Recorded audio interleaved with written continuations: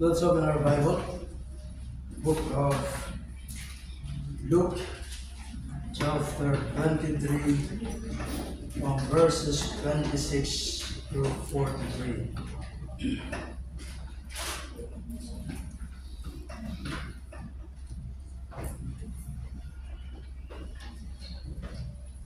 And as they led him away, he says, one Simon of Cyrene, who was coming in from the country, and laid on him the cross to carry it behind Jesus. And there followed him a great multitude of the people and of women who were mourning and lamenting for him. But turning to them, Jesus said, "Daughters of Jerusalem, do not weep for me, but weep for yourselves and for your children. For behold, the days are coming when they will say, Blessed are the barren, and the wombs that never bore, and the breasts that never nursed. Then they will begin to say to the mountains, Fall on us, and to the hills, cover us. For if they do these things when the wood is green, what will happen when it is dry?" Two others who were criminals were led away to be put to death with him. And when they came to the place that is called the Skull, there they crucified him, and the criminals, one on his right and one on his left. And Jesus said, "Father, forgive them, for they know not what they do." And they cast lots to divide his garments. And the people stood by watching, but the rulers scoffed at him, saying, "He saved others, let him save himself, if he is the Christ of God, his chosen one." The soldier also mocked him, coming up and offering him sour wine, and saying, "If you are the king of the Jews, save yourself." There was also an inscription over him, "This is the King of the Jews." One of the criminals who were hung railed at him, saying, "Are you not the Christ? Save yourself and us." But the other rebuked him, saying, "Do not fear God, since you are under the same sentence of condemnation. And we indeed justly, for we are receiving the due reward of our deeds. But this man has done nothing wrong." And he said, "Jesus, remember me when you come into your kingdom." And he said to him, "Truly I say to you, today you will be with me in paradise." Let's pray. Heavenly Father, we thank you once again, God, for this time that you have gathered us together. Praise you and thank you. Worship you in spirit and in truth. Thank you, Father, for the privilege that we can hear thy word preached. Help us through the help of the Holy Spirit, that the word that we would hear, thy minister po sa amin, the help of the Holy Spirit. And this word will not only be here, but it will change our lives. Thank you, Father, in Jesus' name. Amen. Amen. Let's be seated.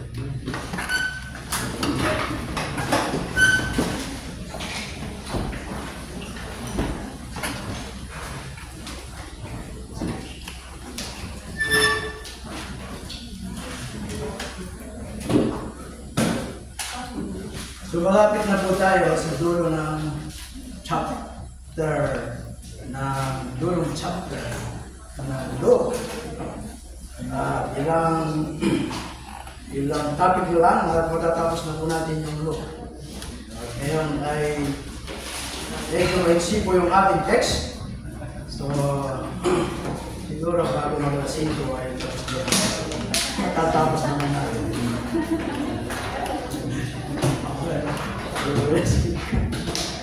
So, titingnan po natin yung mula 26 to 31 kung anong lesson yung ating makikita doon. And we will focus on verses 32 to 43 of this text. And this is the continuation of the last preaching. If we read the chapter 23, verse 25, it says here, he released, Pilate released the man who had been thrown into prison for insurrection and murder, which is Barabbas, for whom they asked. The people, Pharisees, they asked Barabbas to be free instead of Jesus. But he delivered Jesus over to their will. And as they led him away, they seized. So, nung pong panahon before they will crucify the man who is sentenced to death, crucifixion, ay ililibot muna po sa lugar bago dalhin sa place kung saan siya to crucify. Bakit po? Para huwag pamarisan. They will ililibot siya sa lugar, no? Para yung lahat ng mga witness ay hindi siya pamarisan. At hindi lang po yung dahilan, at para naman kung yung pagpapa sa krus ay hindi karapat dapat na ipako doon, ay may mag-aapil upang siya ay makulay. Malayo ang paglalakbay, bago sila makarating doon sa lugar kung saan sila i-crucify. At base doon sa mga pag-aaral natin, mula pa ng gabi na nandun sa Gethsemane ng ating Panginoon Kristo, ay wala pa siyang tulog. Hanggang sa dinitis siya, sinentensyahan siya, at ngayon ay papasanin niya yung krus kung saan doon siya ay mapapako. While they are on the way, sabi rito, they seized one, Simon of Cyrene. Si Simon of Cyrene, nandun siya upang mag-celebrate ng Passover. So marahil sasabihin natin na siya ay in a wrong place, in a wrong time. Ba't siya naroon? Ba't siya kayo napili? No? But for God's providence, He is in the right place, and He is in the right time. Po yung makikita po natin doon sa scenario na yun. At yung lesson na makikita po natin doon, hindi lamang siya binanggit yung kanyang pangalan, ay binanggit din kung saan siya galing. At doon sa lugar niya, ay doon din nagtungo si Apostol Paul upang ipangaral yung Ebanghelyo. At yung mga relatives niya o ninuno niya ay nakakilala rin sa Panginoon. So, dito po, sabi nga, nandun siya sa tamang lugar in a right time. So, he is ready to carry the cross of Jesus. At kung titingnan po natin,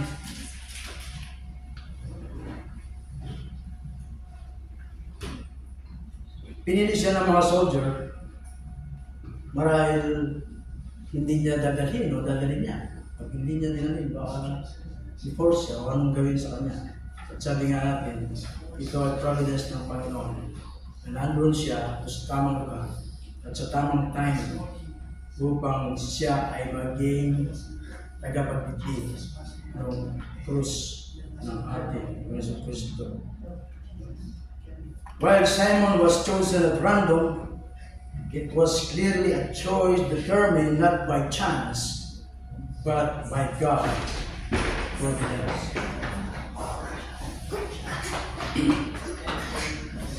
He was, so to speak, at the wrong place at the wrong time. No?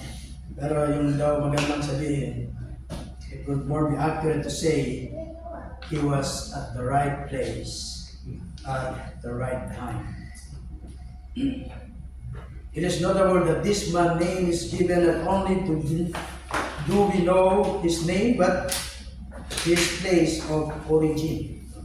Nandun po siya sa city ng North Africa na ngayon ay Libya, sa west of Alexandria. And in some ways, Simon is unique in all of human history. He was forced to do something that everyone else does by choice, carry the cross of Jesus. Simon had no real choice. He either carried the cross or faced the displeasure of the Roman soldier. And the people today, on the other hand, are given an incredible commitment by God of having a choice to follow Jesus on his way to Calvary or not. At ang sabi po ni G.K. Chesterton, it is not that Christianity has been tried and found wanting. It has been found difficult and left untried. The work of being Jesus' fellow cross-bearer is the most difficult and most important work anyone can ever do. Mahirap, pero mahalaga. And that's our choice. Sa madali na hindi mahalaga or sa difficult na mahalaga. At sabi maraming mga sumusunod, yung karamihan. If we can guess the number in large crowd of people who had lined the road as Jesus had made dun sa triumphal entry, no? Dahil dun sa triumphal entry, ang dami ring tao nakasunod at nandun na sa mga kalsada, no? At few days lang nangyari yun. And now, no? Kung i-imagine natin, ma-witness nila yung triumphal entry na road is a road now to crucifixion. Dati, patunta sila nandun sila sa road of triumphant. Pagpasok ng ating Panginoon. Nandun ngayon itong mga crowd dun sa road na patungo sa crucifixion. No? An event many of them interpret as Christ's defeat. But it's not. No? Alam natin, hindi lang mga Kristiyano. Hindi yung defeat, kundi it's ay tagumpay, victory. Then, even na nandun sa kalagayan na gano'n yung ating Panginoon Kristo, ay iniisip niya yung kapakanan pa rin ng mga tao. Ang sabi niya, huwag niyo akong tangisan. Tangisan ninyo ang inyong mga sarili at ang inyong mga anak.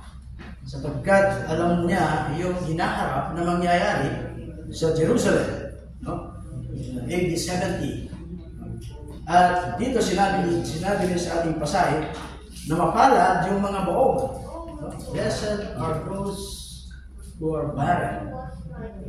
Kung titingnan natin dun sa Old Testament time, it's not a blessed na ikaw ay baog. But here is kabaligtaran. No? Noon, pag ikaw ay baog, parang curse. Dito sabi, mapalad. Because yun nga sa darating na magaganap sa Jerusalem, ay may magkakataon na yung mga magulang ay kakainin pa nila ang kanilang mga anak. Kung mababasa niyo yung history, they are cannibalizing their children.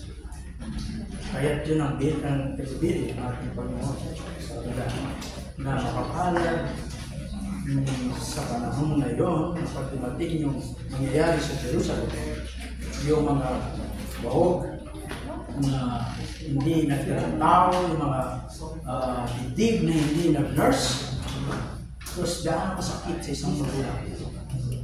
Yung makikita mong naghihirap ng anak mo, hindi lang naghihirap. Sabi nga, may time na pinakain nila yung kanilang mga anak dahil sa walang nakain. So, nandun ang ating Panginoon Kristo sa hirap na kanyang dinaranas, but hindi yung sarili niya.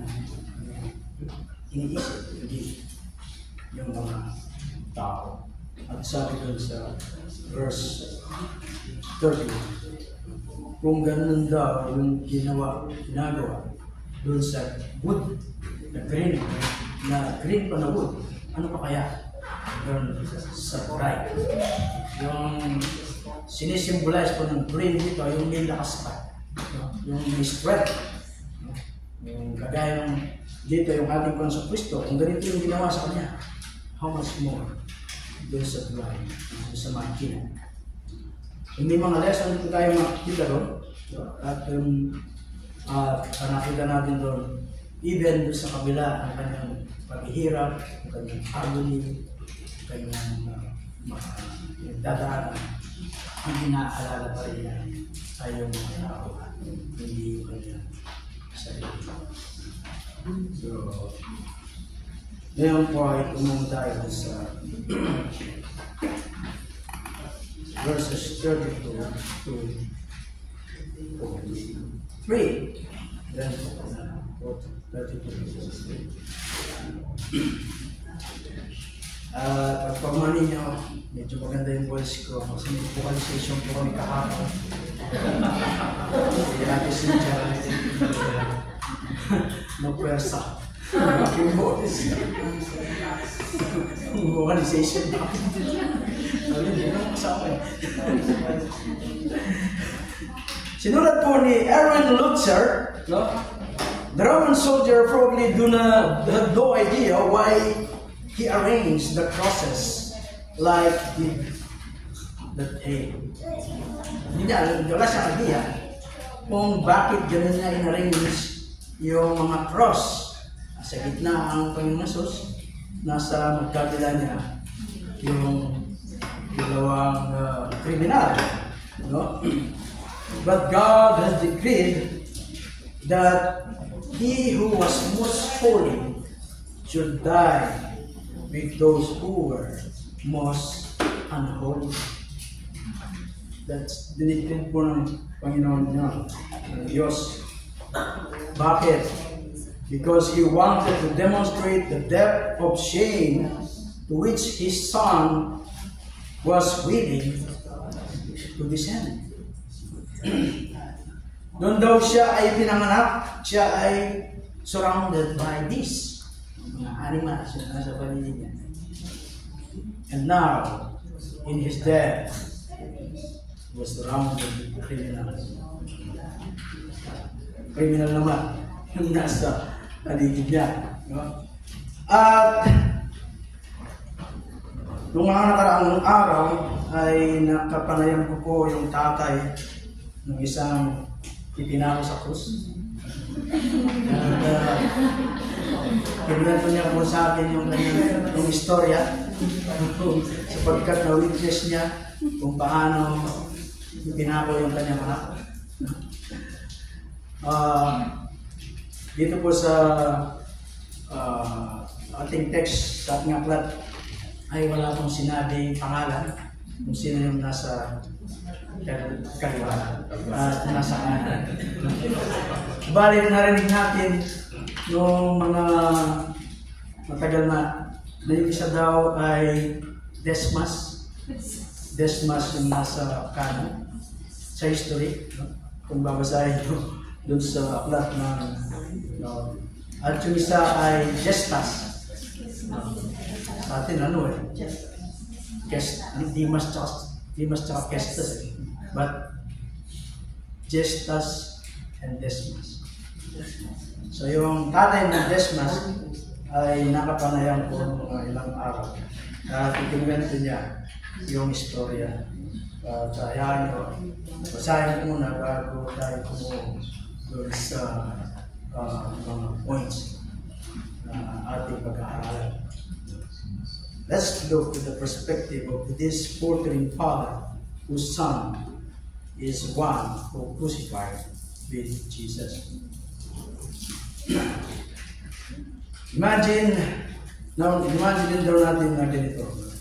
Sabi niya, yung kanya daw anak, my son was not only indicted by treason, pagtataksil, he was convicted and crucified for his crime. His claim to fame was that he was one of the thieves executing next to Jesus on the cross. That description is actually quite generous because my son was a cold-blooded terrorist who had murdered many people. He was impossible to control, and he swore for profanity even as a young boy. Hindi niya makontrol yung kanyang sarili. That's why, ay umpisa na daw siya na tinawag na hindi Desmas ang tawag niya, kundi Mara. Ibig sabihin ng Mara is bitterness. Mara, bitterness. Because she brought nothing but disgrace to my family and to me. Sabi ko nung tatay, na mangiyak-iyak na yung kinukwento yung pangyayari. Mara had thick skin and was numb to life. He had learned how to take care of himself and take advantage of others. Natutunan niya mag-take care sa kanyang sarili, but take advantage dun sa iba. Ay po, hindi lang panahon nila. Hindi lang sa panahon niya. Hindi raw siya sigurado why he showed up to watch the crucifixion parade noong araw ng morning ng Biyernes day. Sabi niya, marahil, I wanted him to get that he deserved because bitterness had infected my heart as well. Or maybe, showed up because I wanted him to know I love him. Ito siya para mapadama naman niya sa kanyang anak na mahal siya. Why did his life was to end this way? Bakit nagtapos yung buhay niya sa ganito? Para ano ang ginawa ko mali? Dahil wala siyang ginawang mali, pero wala rin siyang ginawang tama. Yun ang mahirap, di ba? Wala kang gagawin mali, pero hindi ka naman gagawa ng tama dahil same.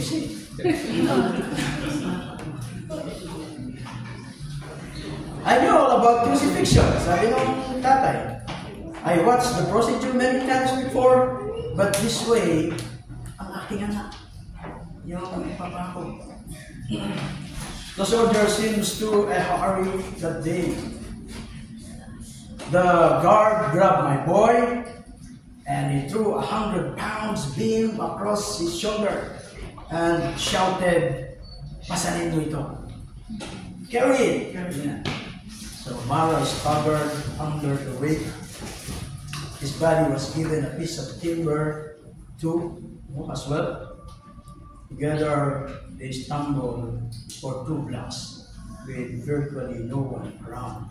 So, naglalakad yung dalawa, sila lang, walang mga tao sa paligid.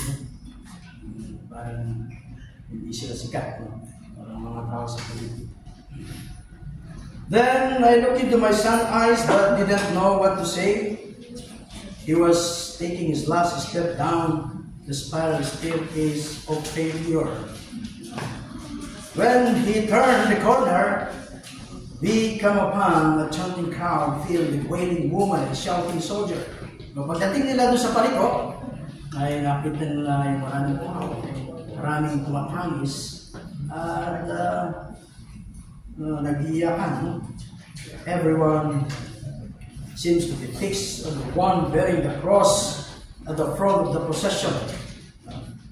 And then Mara shouted out, "Who's that?" Sabi ni Mara. Sumagot to isang soldier. Sabi niya, "They say he's the king of the Jews." Then Mara picked up his step until they become participant in the parade themselves. So habang sila ay naglalakad, naka-join sila doon sa posisyon. Maganda po yung istorya. But no one noticed the two criminals. Walang pumapansin sa kanila. Lahat ng focus nila ay doon sa ating Panginoon sa Kristo. So all of a sudden, everything stopped. Mara could see the beam lifted of the king and placed on the other fellow soldier. Nakita ni Mara o ni Dismas yung cross na pasan ng ating Panginoon sa Kristo ay binigay sa isang tao na siya yung magkikerry ng shoulder, ng cross. Yun nga, si Simon Philip. At inisip nitong si Mara ay meron ding papasan sa krus niya. But no one paid attention to him. Except doon daw sa mga ilang tao na dinuduraan siya. But it was nothing like the curses and feet that every flying at Jesus. Nagliliparan sa Panginoon Kristo. I could tell that Mara wanted to get as close to Jesus as he could. So the parade now started moving faster until we reached the plains of the sky. Ito na sila sa Golgotha, sa pagpapakuhan. So Jesus was thrown to the ground on top of his crossbeam. The nail and hammer were ready. Mara staggered and tried to get away. He started cursing the soldier. Simula siyang curse yung mga soldier. And one of the soldier forced some bitter vinegar into his mouth para daw maibsan yung pain. And how ironic that the bitter one was given something bitter to his agony. Yung mapait, ibinigay doon sa mapait para maibsan yung kanyang paghihirap. So Mara was nailed to the cross with a brutal precision. He screamed and cursed every time. So every time na pupukin yung spike, ay ina-curse down yung soldier na nagpapako. He backed out for a while. He blacked out for a while. In between him and his bonded body, sa pagitan nila ay nandun daw yung isa na tinatawag na Jesus. Unlike daw sa dalawang terrorist na ito, naging kinakars yung kanilang yung mga nagpapakas nila, Jesus uttered not a word of complaint. Hindi man daw siya nagsalita kahit ano, complaint. At pagkatapos ay nilagyan daw ng isang balon-bon na koronang tinik yung kanyang ulo, rest down, at yung kanyang buhok ay nigas dahil dun sa dugo na lumagos. Medyo lumayo daw ng konti yung tatay, baka mapansin siya na iba. And yet, sabi niya, I wanted to take everything that was happening.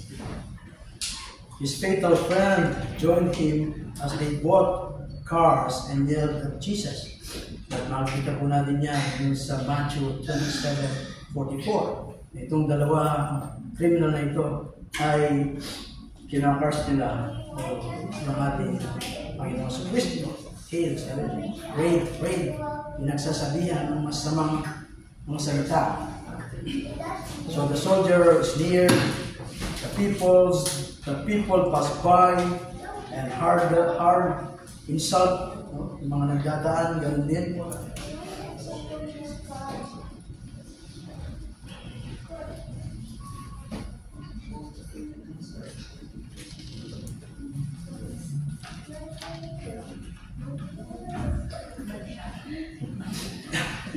Jesus then shouted something in a hoarse whisper that I will never forget. Sabi ng tatay, no? Sumigaw ang Panginoon ng masigaw, ng malakas. At hindi daw siya makapaniwala doon sa salitang binanggit ng ating Panginoon. O sabi niya, Father, forgive them, for they do not know what they are doing. I was stunned, sabi ng Father. Mara's mouth fell open and just stared at the middle of the cross. Sumulyap siya doon sa nasa gitna nila ang nakapako sa cross. I could tell something had jarred him. So the criminal was now curious. He saw him look up to read the tract posted about Jesus' head. No? Hindi lang siya napatingin sa Panginoon Kristo at tinignan niya yung nakapako ay nakasulat doon sa uluhan ng ating Panginoon na this is the King of the Jews. Nagkatagpo yung kanilang mga mata. No? So, nagkatagpo yung mata niya ni Desmas at ng ating Panginoon. Then Mara saw something he had never seen before. So, those eyes had no anger, no bitterness, and yet they shared his pain. Kung makita niya yung mata ng ating mga Kristo, ay wala siyang nakitang galit, bad, sama. Pero parehas yung pain na kanilang dinaranas. Sabi ng tatay, I've never given my son a look of love like that before. Just then, his partner in crimes broke the holy silence with a shout of sarcasm. Sabi niya, aren't you the Christ? Save yourself and us. At di makapaniwala yung tatay sa susunod na pangyayari. He turned to his body, no? Yung anak niya. He rebuked him. Sabi niya, don't you fear God? Since you are under the same sentence, we are punished justly, for we are getting what our deed deserve. But this man done nothing wrong. Yun po yung nakasulat sa ating text. And I'm narrate ng tatay. My son had never talked like this before. He not only stood up to his friend, but he in essence, hindi lang dun sa kanyang partner in crimes, but in essence told all the religious leader and soldiers that they were executing an innocent man. So hindi nagtapos si Mara doon. He pushed down on the spike ng kanyang mga bahala ay nakapako para daw siya ay makakuha ng malaking hininga. And then turned toward those loving eyes and blurted out, Jesus, remember me when you come into your kingdom. Ito yung kauna-unahan, sabi ng tatay, na makita ko yung aking anak and never express any faith. He sounded convinced that Jesus was a king and that he could help him. At sinagot siya ng ating Panginoon Kristo na may pagmamahal at pangako na may pagmamahal. Sabi niya, I tell you the truth, today you will be with me in paradise. My son, a sins of criminal, was received by a blood-stained Savior that day. Sabi niya, I hope I'll see him again. So doon po natapos ang ating kwentuhan. Tingnan po natin kung anong mga lesson yung makikita natin after nung kwento nitong tatay. At kung itong tatay ay kinuhanan niya ng video, yung lahat ng pangyayari, ay may clips tayo makikita. At dito na po natin yung mga first, first. A condemned man. You'd see here, a condemned man. At dito, nakikita natin dito si Mara at yung kanyang kasama. So, si Desmas at si Justus. At itong dalawang condemned man ay marahil ay kasama nitong terrorist na si Barabas doon sa kulungan. At itong si Barabas ay isang notorious criminal, no, na isang leader of a band of murderers.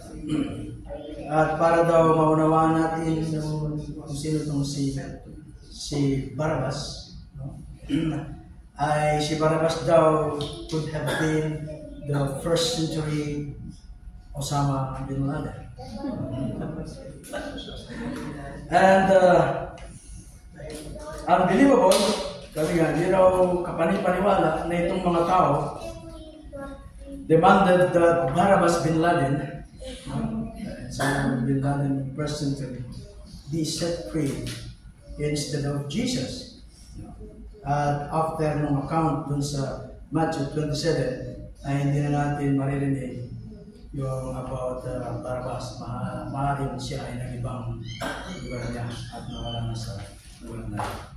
So, itong dalawang condemned man, no, ay pinako sa krus at marahil sana ay si Barabas, pero si Jesus yung naging kapalit niya dun sa place kung saan siya, si Barabas dapat ay ipabako. So, si Mara was a condemned man, no, at deserved to die because dun sa kanilang mga ginawa. No? Yun daw kanyang listahan ay mas mahaba pa sa kanyang kamay. No? Marahil siya ay nasa taas ng listahan ng most wanted doon sa lugar nila sa Jerusalem. Marahil may tutong pa, no, na pera sa kanyang ulo. Most wanted criminals. At tuwang-tuwa naman itong mga soldier dahil itong dalawang most wanted ay nandun na nakatali na nakapako sa krus. As bad as this guy was, he represents each of us.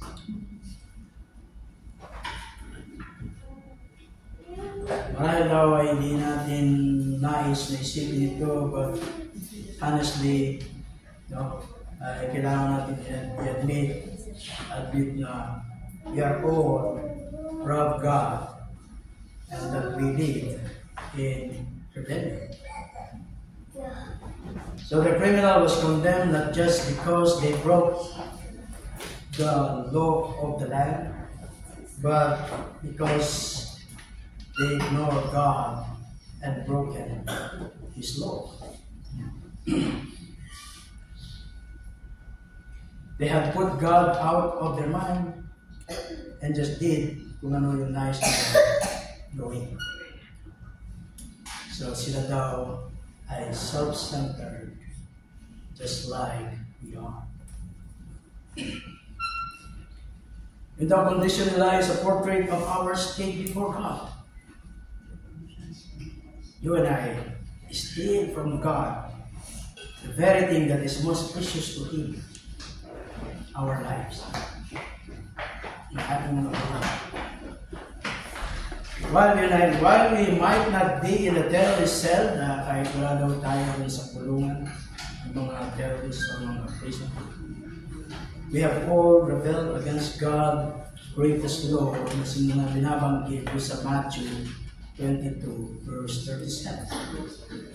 You shall love the Lord your God with all your heart, with all your mind, and with all your soul. And when we withhold ourselves from Him by living selfish lives, then we are in essence stealing from Him. Ano po yung sinasabi ng Romans 3:23? Familiar verse po natin. For all have sinned and fall short of the glory of God.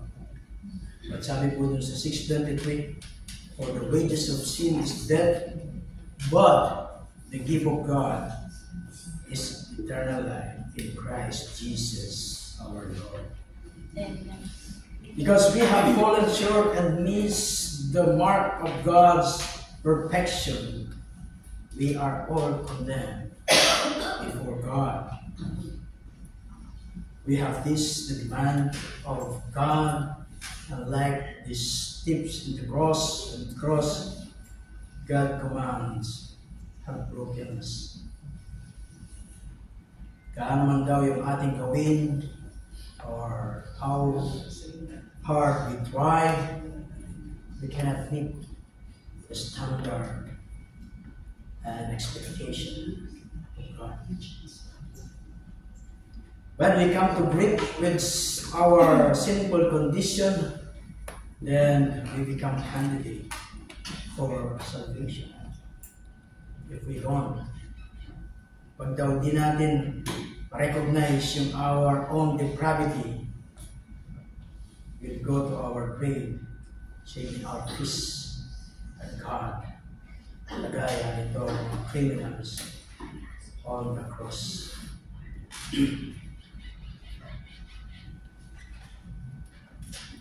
Brothers and sisters, we've all been condemned to die. The sooner we accept this, the better off we will be. Ito pong si Studd Terkel, siya po ay kilala. Isa po siyang Pulitzer Prize-winning author. May sinulat siyang isang aklat. Ang title po ay Will the Circle Be Unbroken? Ang reflection po nito is on the death, rebirth, and hunger for faith. Ito daw pong aklat na ito ay nabuo sa pag-interview ng maraming mga tao who confront death in their everyday life. At isang magandang chapter natin mababasa doon is deal with a man who was on the death row and has since been released. Nandun siya sa death row, pero napalaya siya. At pakinggan niyo po yung perspective itong condemned man na napalaya. Masabi po niya, when I met people now, if they try to make a big deal about me having been on death row, I sometimes gently remind them that we're all on death row. Tayong lahat. It's the same. No? We are on death row. Sabi niya, the difference is that here, the state gonna do it. And at the point, at some point, you're gonna know the day and the heart. At ikaw ay mahatulan at bibitayin dahil pare-pares ito nasa death row tayo. Ang kaibahan lang, alam mo yung oras at yung araw, kailangan bibitayin. Pero may difference na.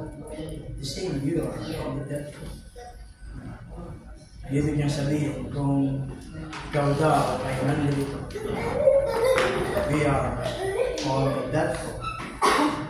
Because we are going to have to live here. We are going to lay down, and they are going to throw us in our face. We are all in the death row sa paningin natin. Ang kaibahan lang ng mga hatulan, alam na nila yung oras at dyan na tayo, sila ay bibitayin. Tayo ay meron din tayo, pero hindi natin alam. That is a condemned man. Second, nakikita rin natin dito yung caustic man. Yung dalawang criminal na condemned, sila rin ay caustic man.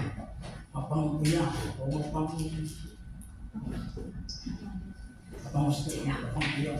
Parang ganyan ka, sabi mo. Mapang-condemn ka na. Mapang-usga. Mapang-uya. Pero sa Tagalog.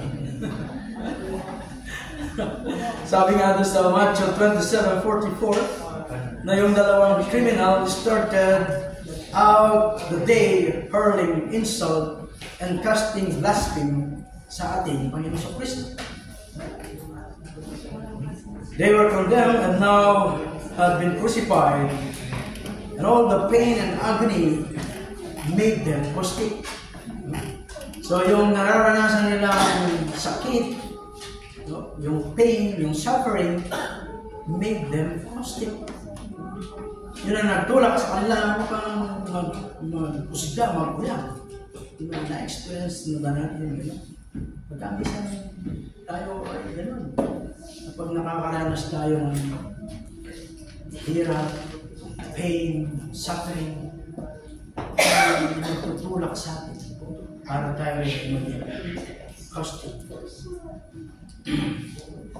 The man named Peter or Mara unleashed his bitterness on the one who had done no wrong. Inirelease niya doon sa ating Panginoon Kristo.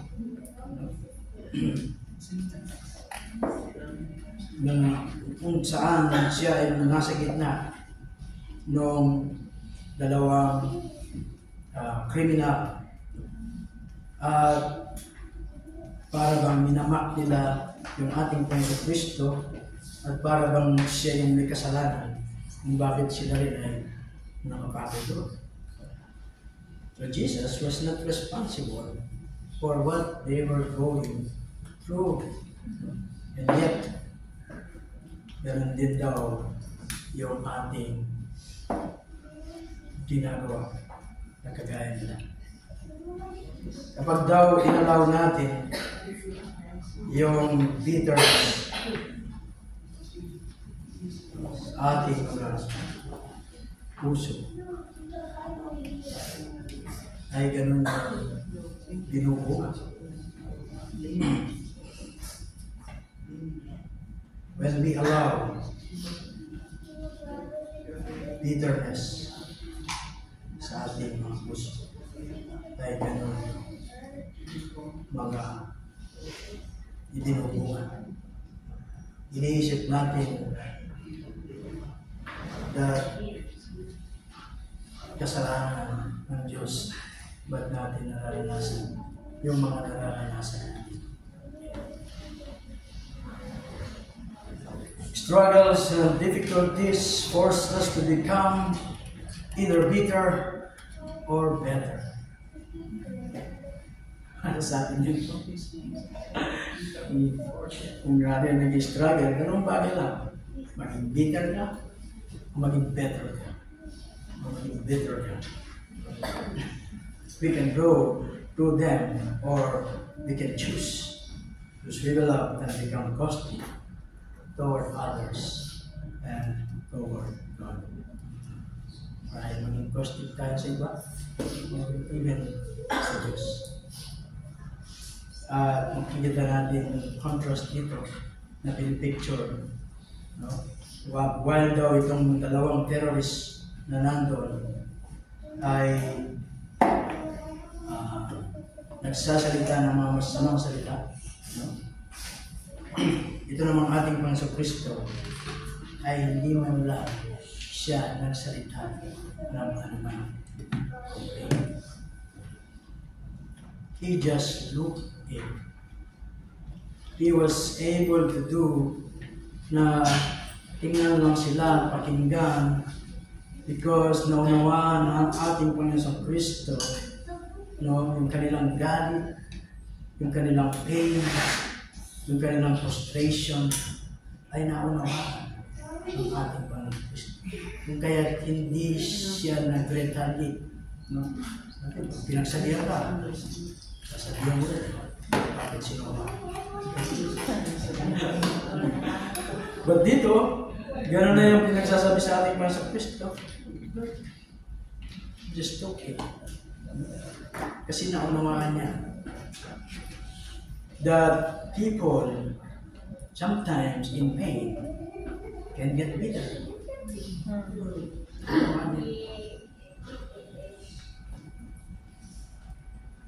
So are we in pain this afternoon? Do we feel like God doesn't understand? Are we mad at Him?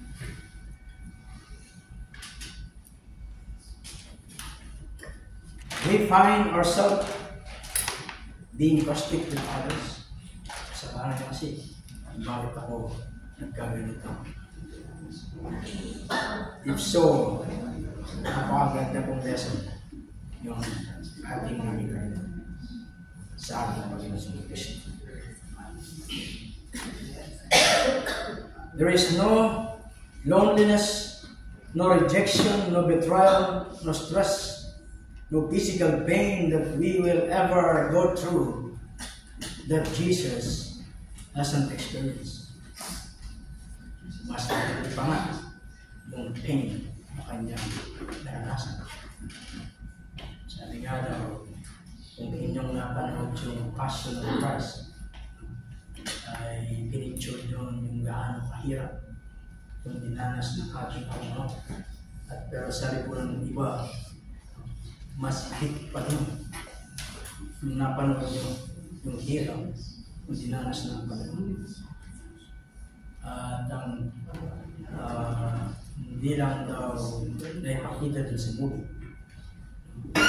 Ang pinakita lang doon sa movie ay yung pain, yung suffering.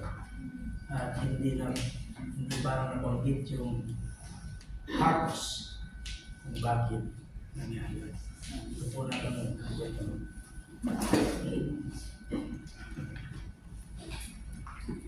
So sabi po ng Hebrew 4:14-16, therefore, since we have a great priest who has gone through the heavens, Jesus, the Son of God, let us hold firmly to the faith we profess.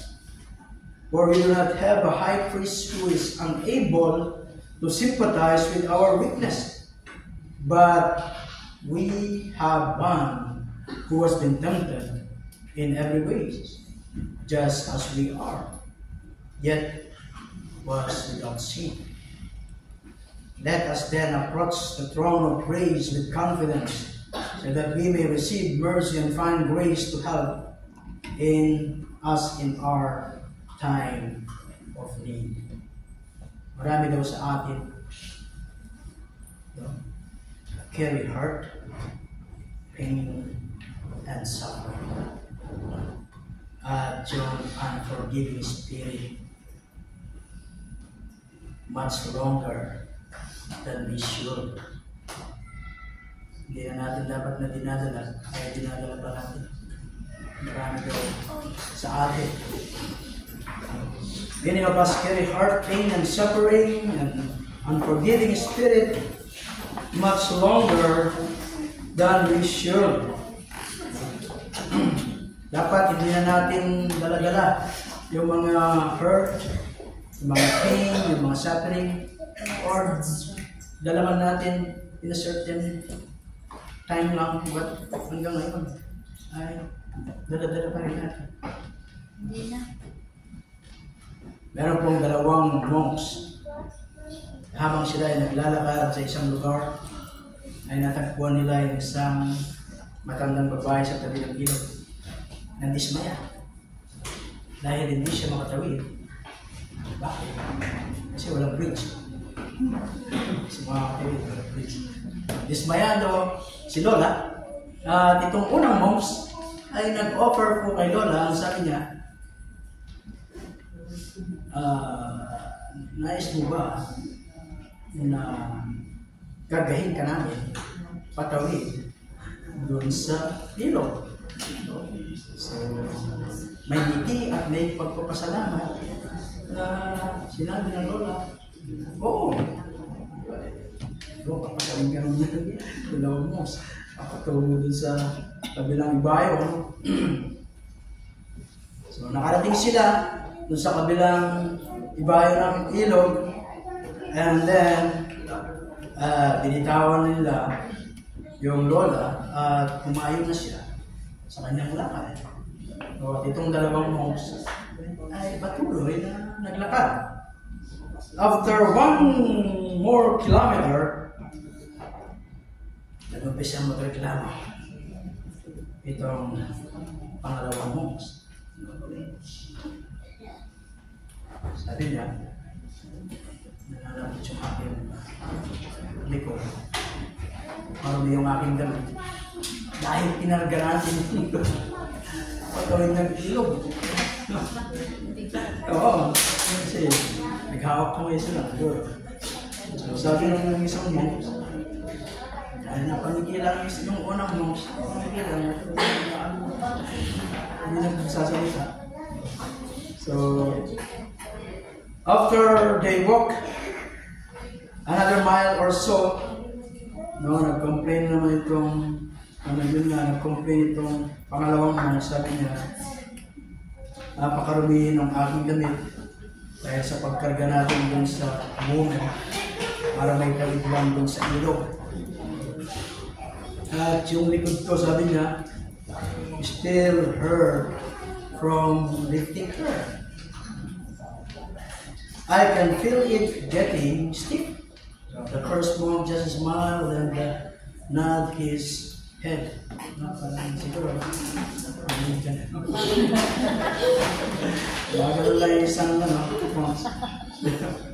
A few miles up the road, the second monk gripped again. My back hurting so badly, and it's all because we had to carry the silly woman across the river. I cannot go any farther because of the pain. Sakit na. Yung likod niya. Maganda yung story. So the first monk looked down and whispered.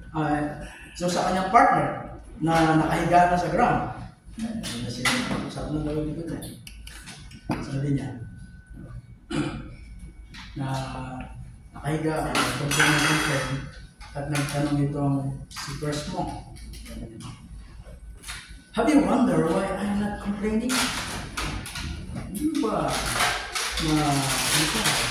hindi ako nag-relate ito? Your back hurt because you were still carrying that woman. Dala-dala mo pa yung woman, child. But I set her down 5 months ago. 5 months ago, iniwanan mo siya. Ikaw, dala-dala mo pa.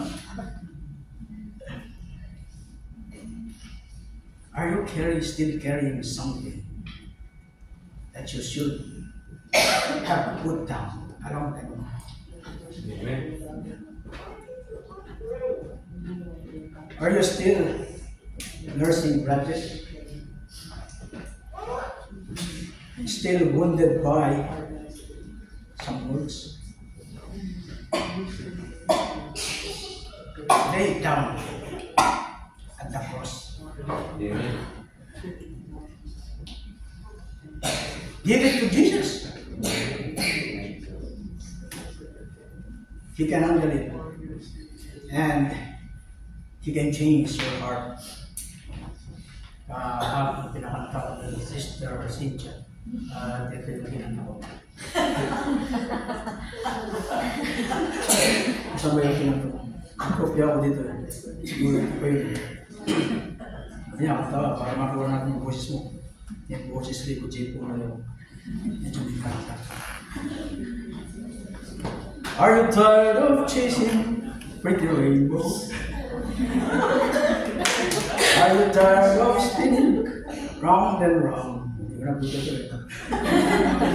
Give them all, give them all, give them all to Jesus. Shattered dreams, wounded heart, broken toys. Give them all to Jesus, and He will turn your sorrow. Abayin ko yung kaya lang.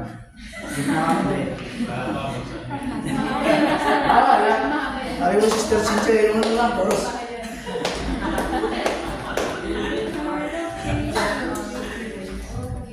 You didn't promise to see this young. After the caustic man, the condemned man, the caustic man, then you see a changed man. Kita po yung magandang part. The condemned caustic criminal who had committed caustic crimes against a holy God is changed.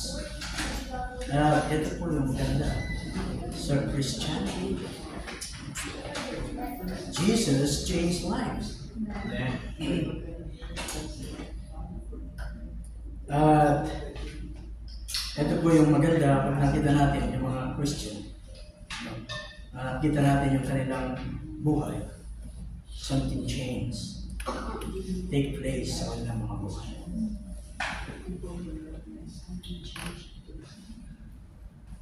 We see someone take a step to restore marriage or to celebrate joy where there was despair, to watch wandering kids come back to Christ, to see Christ's followers living out their faith in the workplace,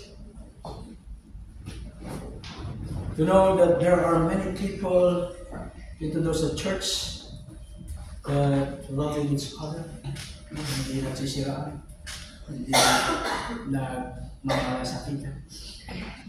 It's love.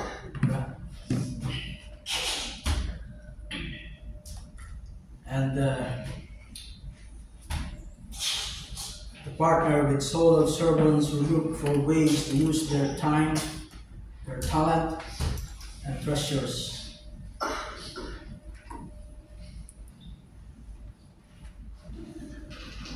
We can't beat it. Wala daw tayong maaaring alam kundi pag tayo ay may relasyon sa ating Kristo, there shall be a change sa ating mga buhay, sa ating puso. There is a change in our thoughts, in our character, in our words, and behavior. Kaya kung walang nagbago, may problema.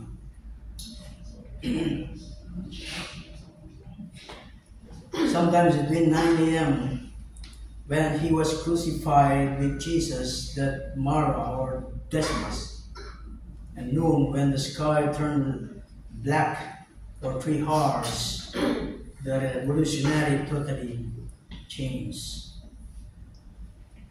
Iman daw sinabi exactly dito sa text kung ano yung nangyari. But you can see yung detalye kapag pinasama-sama natin yung text sa Matthew, sa Mark, sa Luke.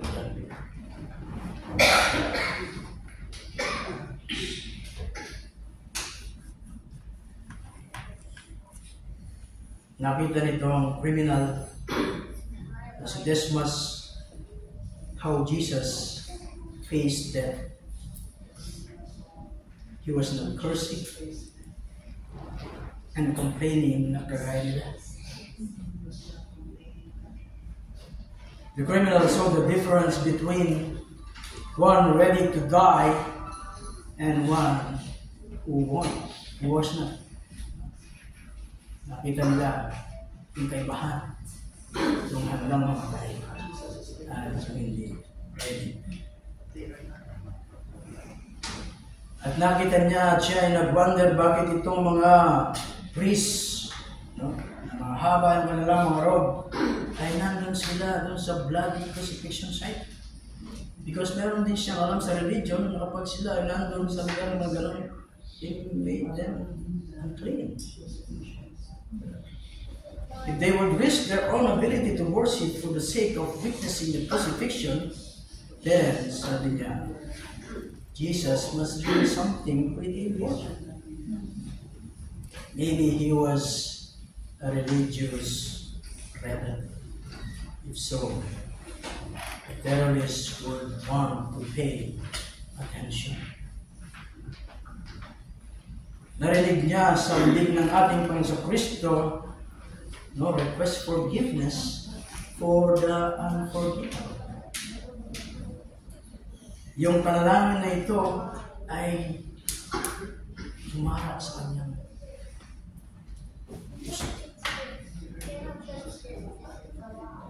Because he knows he needed to be forgiven. Itong maikling sentence nito become a saving sermon para sa kanya. At narinig niya yung mga baliwala ng testimony ng darang ng crowd na sinasabi nila sa Matthew 27:42, he saved others, but he can't save himself. Even though this word ay pasigaw daw na may pangungutya na kanilang sinabi, no? He meditated the word, he saved others. He knew he needed saving. At nabasa niya yung gospel tract na nandun sa uluhan ng ating Panginoon. The King of the Jews. He knew he needed someone who reigned supreme in his life.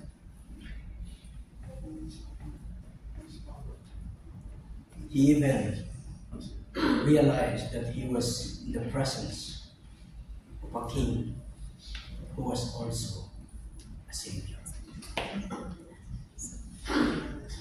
Tingnan natin yung mga lesson pa na makikita natin dito sa condemned, caustic man. First, mula dun sa verse 39 to 42, napakasimple pong way to salvation. Respect God. When he heard his friend utter those ugly words, dripping with sarcasm, sabi po nung kasama niya, "Aren't you the Christ? Save yourselves and us." Then he stood up to him. Maybe the first and certainly the last time. Yung kanyang partner in crimes, ninais niyang makalaya sa kanyang pagkakapako para muli siyang magawa ng kasalanan. Some of us do the same.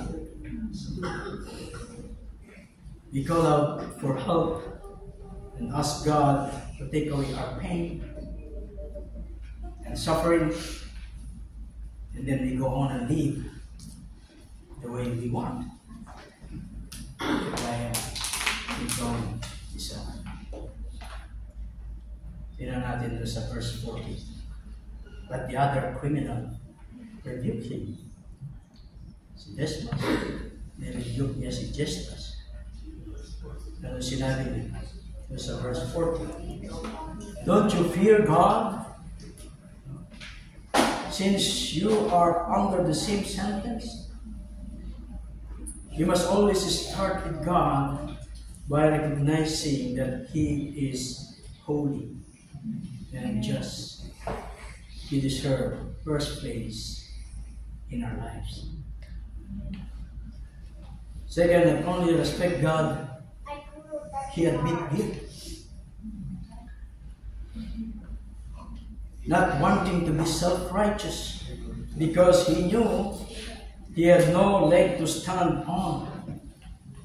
Immediately admit his guilt in the first part of verse 41. Ano sabi po niya? We are punished justly, for we are getting what our deed deserve. Kaya tayo naparusahan.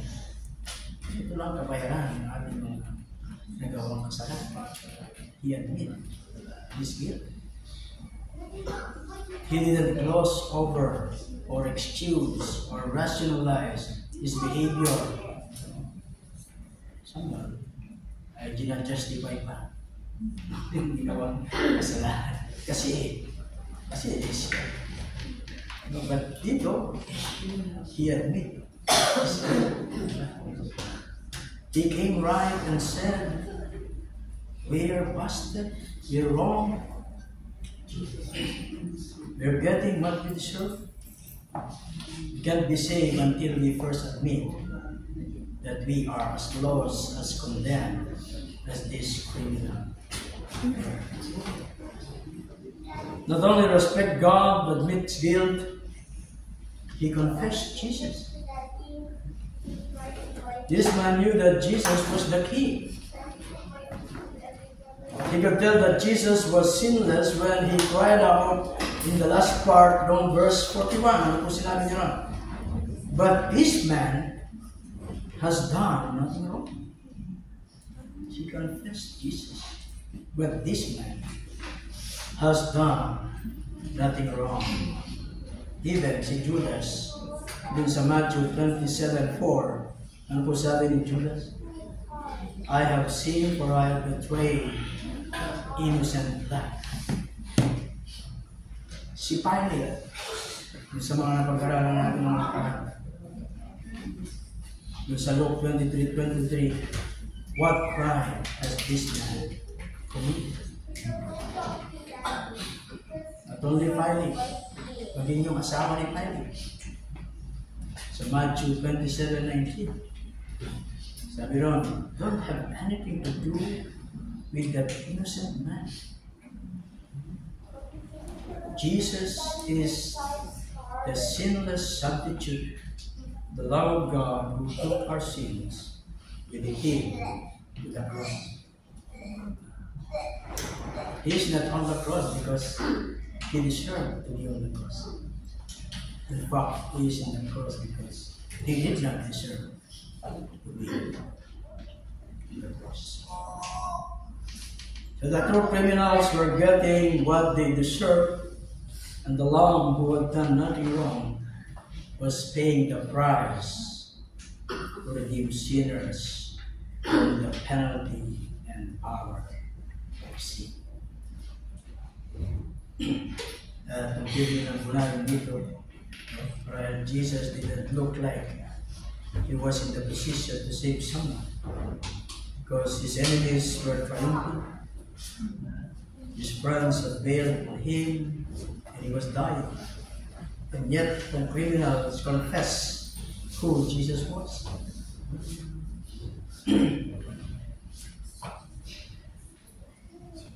he confessed Jesus. Not only respect God, admit guilt, confess Jesus, he requests salvation. This man not only show some respect for God, but admit his sin, confessed Jesus, he did something more. He requested salvation. Ito daw po yung final step. The step some of us have yet to take.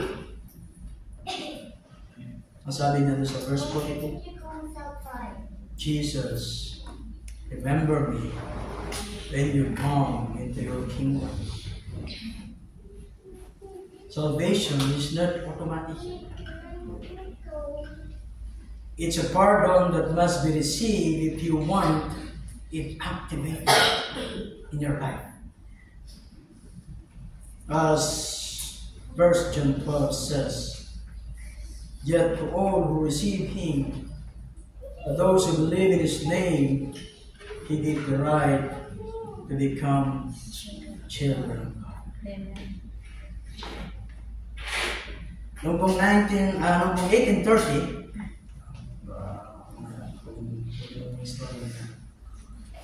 itong si George Wilson ay convicted of robbing the U.S. mail and was sentenced to death by hanging.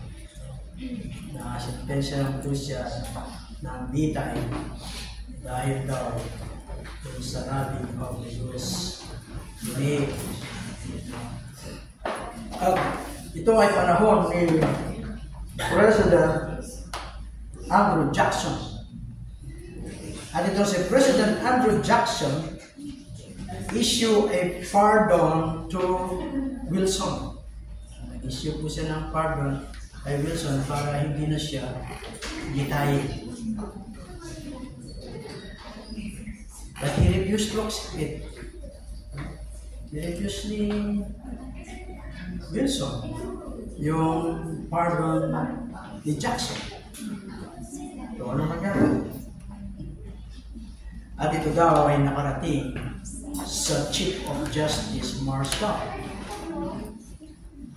At itong Chief of Justice Marshall concluded that Wilson to be executed.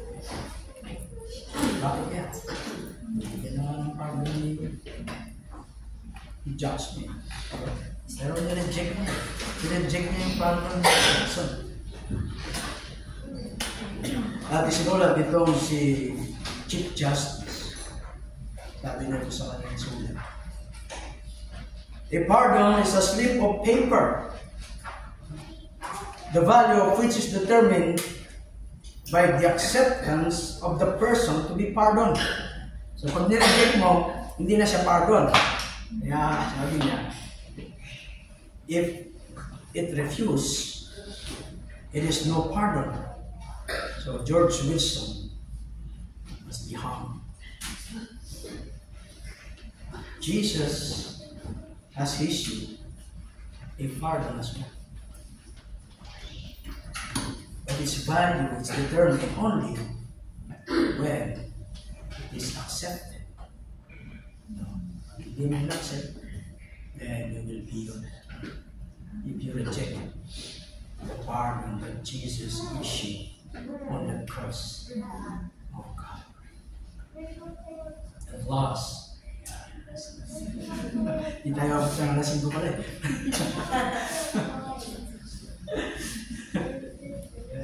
A condemned man, a caustic man, ano ka sunod? The changed man now is become a converted man. A condemned, caustic, changed man was finally converted because he respected, admit his guilt, confess Christ, and request salvation. And what we see in the verse 42, talagang last na, verse 42 na. Sabi ng Panginoon sa Kristo, I tell you the truth, today you will be with me in paradise. Amen. In the midst of Jesus' final hour, in the depth of his intense sorrow, on his way through death doors, he heard the bleating of a lost lamb. Narinig niya yung iyak na yung tangis nung and he answered a sinner's prayer. Sinagot niya yung panalangin itong criminal, itong makasalanan.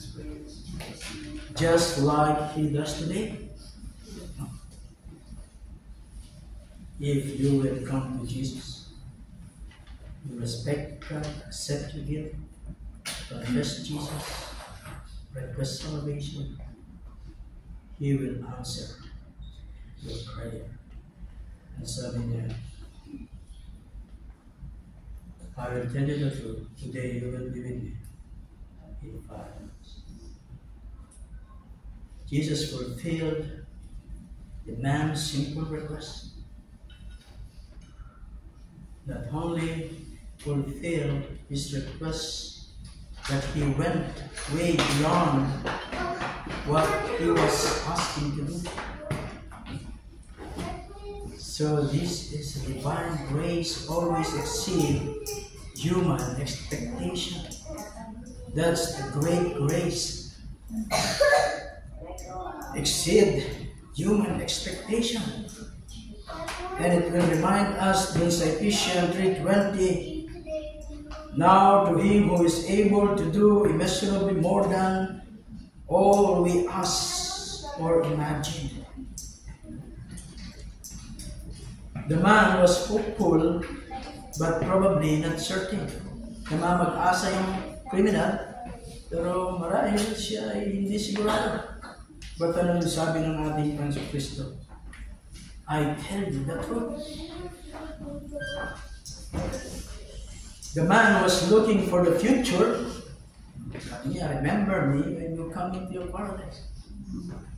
But Jesus said, today.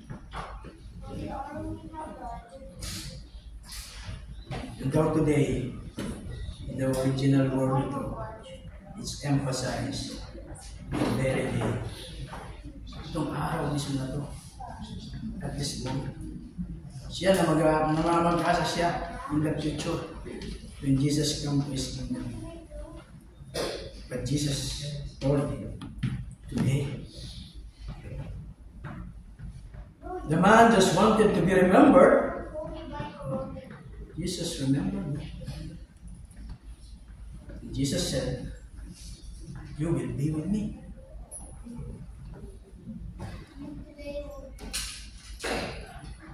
At may translate daw natin to, you will be with me in a very personal way. At its heart, Christianity is not a religion, but a relationship with the living Lord. This man wanted a destination, but Jesus promised a place. And pinangako niya, today you will be with me in paradise.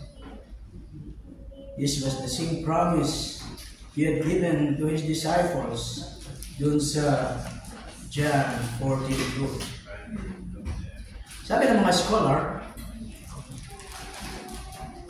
ito raw paradise ay originally referred to the walled garden of Persian king. Kapag meron daw gusto itong king na i-honor, ito raw kanyang subject ay dinadala doon sa lugar na ito. At pinalalakad niya sa garden. Ito rin ay kaparehas daw ng ginamit ng word doon sa Genesis 2 nung i-describe the Garden of Eden. Kaparehas din nung sa Revelation 2 refers to heaven. So, yun nyo yung mga hiling ng tao at yung mga kasagutan ng ating Panginoon. Looking for the future, Panginoon sabi niya today. siya ay hindi pa sigurado. But sabi naman nila, I tell you the truth. So if you are ay kinikilos ng Holy Spirit to come to Jesus.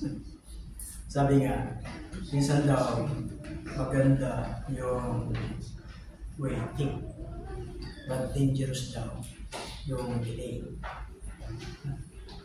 Okay daw yung maghintay minsan, pero delikado kapag i-delay mo.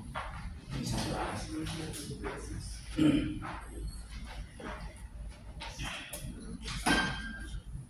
Lesson to learn. So tayo, Jesus alone has the authority to save. He is the sinless Son, the Lamb of God who died as our substitute. No one is beyond His reach. Itong mga terrorists na to, mga criminals, nabuhay sila absolutely rotten life and was saved at the very last second. Jesus came to save the lost. He came to save the lost. And He came to save the least. Salvation is not by good works. Being saved has nothing to do with joining the church or even following a set of religious rules. That is not salvation. Itong daw criminal na nandun sa cross, he couldn't do anything. He could not walk in path of righteousness.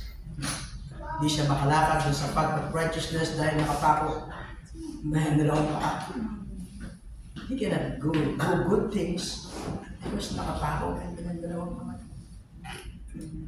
And he could not turn over a new leaf and live a better life because he was dying. He couldn't clean himself up. He was saved by grace through faith. It is never too late to turn to Christ. So if you never reach out to Christ for salvation, do it now. Because today is the day of salvation. Not after leaving this room, because we don't know what will happen outside. I'm not scared. Today is the day of salvation. While it's wise to wait, sabi nga kanina, it can be dangerous to delay. Ito pala, meron pala isang serious, isang story. Last story na. Or story. The story is told of a famous rabbi who was walking with some of his disciples when one of them asked, habang sila naglalakad ng kanyang mga disikulo, tinanong daw siya ng isa. Sabi niya, Rabbi! Yes, student. When should a man repent? The rabbi calmly replied, you should be sure to repent on the last day of your life. You should be. Yeah, make sure. Repent on the last day of your life. But protested several of his students. Protested daw yung mga marami sa kanyang estudyante at ang sabi nila, we can never be sure which day will be the last day of our life. Sabi daw ng mga estudyante. So, yung famous teacher ay pangitipin. You need to repent now. Amen. Because maybe this is your last day of your life. The thief of the cross had just one chance and he took it. How about you? This may be your last chance as well. Salvation is a choice. You can be like one of the thief and experience paradise found or you can ignore Christ and suffer paradise loss, or you will be punished. The two freedom fighter accounts represent the divine ground of salvation. The dividing line of humanity is not geography, is not race, or economics, political, or ano pa man. O maging daw yung pinto mo ay maging, yung silver mo ay maging gold. But the dividing line, the division line is the cross. Those who repent and receive will enjoy eternity with Christ. Those who revile and reject will spend eternity in the never-ending fire of hell. And in conclusion, 3 men died that day on the hill of Calvary. 1 man died in his sin. He went to hell because he rejected Jesus Christ. 1 man died to sin. He turned to Jesus by faith and was saved. And the 3rd man, who's Jesus, died for sin. 1 died in his sin, 1 died to sin, and 1 died for sin. He gave his life on the cross so that we might have our sins forgiven, miss hell, and go to heaven. He died for our sins so that we would not have to die in our sins. Today, if you have never been saved, here is your opportunity. If you will come to Jesus by faith, believing that He died for you and rose again, you can be saved. If you are already saved and have allowed the things of the world or an old bitter spirit to come between you and the Lord who loves you, you need to come and experience His forgiveness. If you are saved and are walking in close fellowship with Jesus, maybe you just want to come and thank Him for what He did for you. Is there a need? There is help and hope in the Lord Jesus. Come to Him by faith, and you will find that He is all you need. Praise God for His wisdom. Let's pray. Father, we thank you, God, for your wonderful message to us. Thank you, Holy Spirit, for you have illuminated to us His word. Continue, we pray, thy word, to the Holy Spirit and minister to each every one of us, especially to those who have not yet seen, who don't have yet a personal relationship with our Lord Jesus Christ. And whoever who are here this very moment, the Lord is calling. Come, and you will find rest.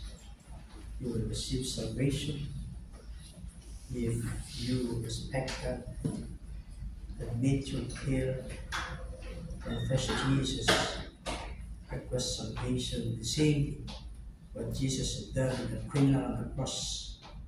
He will hear your prayer. He will answer your prayer.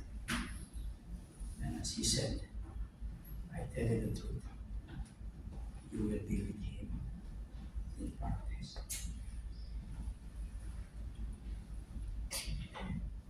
Thank you, Lord, for what our Lord Jesus Christ died on the cross. He died for our sins, so that we who are dead in our trespasses and sins to have life everlasting. Thank you, God, for your everlasting love, for your unconditional, that we are not deserved for this, but you have loved us and given your Son, Jesus Christ, for us to be redeemed. Thank you, Father. In Jesus' name we pray.